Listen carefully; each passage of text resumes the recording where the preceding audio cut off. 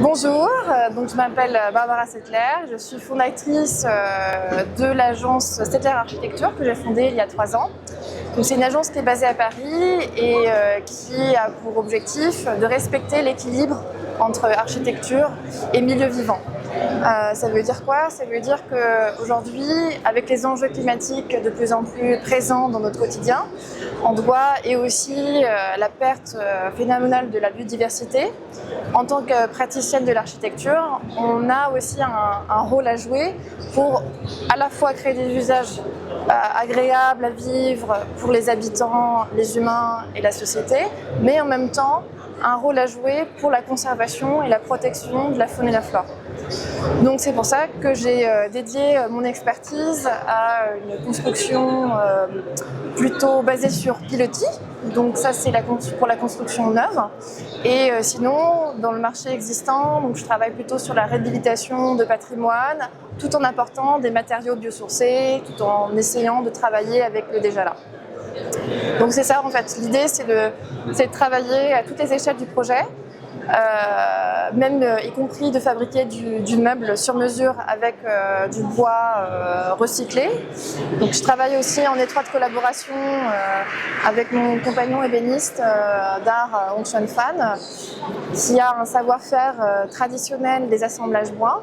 Et ensemble, on expérimente, on travaille sur du mobilier sur mesure à bois massif en assemblage bois, jusqu'à des structures en assemblage. Et que faites-vous au CIPCA? Alors déjà parce que j'ai eu l'immense plaisir d'être accueillie par Sinalaga, notamment Vincent, qui nous présente depuis 3 ans les structures réciproques. Et je ne connaissais pas encore ce salon-là, malgré beaucoup de salons que j'ai fait. Et en fait, ce qui est agréable, c'est de voir un peu les innovations qui existent aujourd'hui. Quelles sont un peu les nouvelles pistes, les nouvelles tendances. Là, ce que j'ai l'impression, c'est quand même tout le monde se met au bas carbone. Bon, après, ce qui serait bien, c'est d'aller un peu encore plus loin. Mais on a différentes solutions qui sont proposées. Ici, ce qui est bien, c'est qu'on est dans un exemple de mobilier urbain vraiment dédié à la biodiversité et en même temps une recherche de structures un peu différentes du paysage structurel qu'on a l'habitude de voir. Et alors que finalement, aujourd'hui, moi je pense qu'on pourrait aller encore un peu plus loin sur les questions du low-tech, les questions de la construction modulable. Voilà. Mais après, c'est déjà super. Voilà. Est-ce que vous avez autre chose à ajouter, un message à faire porter? Ah bah oui, là déjà moi ce que j'aime bien j'aime beaucoup cette structure.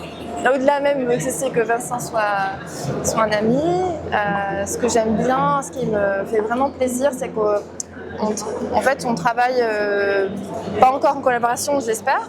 Mais l'idée, c'est que comme on commence en même temps, on fait un peu les mêmes types de recherches. Lui, il arrive à mettre en place une structure qui existe aujourd'hui et que j'espère va beaucoup se développer, à la fois à la ville, à la fois à la campagne, et pouvoir faire des structures encore plus grandes parce que on a vraiment besoin d'initiatives de ce genre. Parce que les villes, de toute façon, vont devenir des vrais fours urbains. Et l'îlot de fraîcheur ne va pas que passer par des machines de type industriel. Et le fait de revenir à du bois, revenir à les plantes, faire un peu un double effet positif.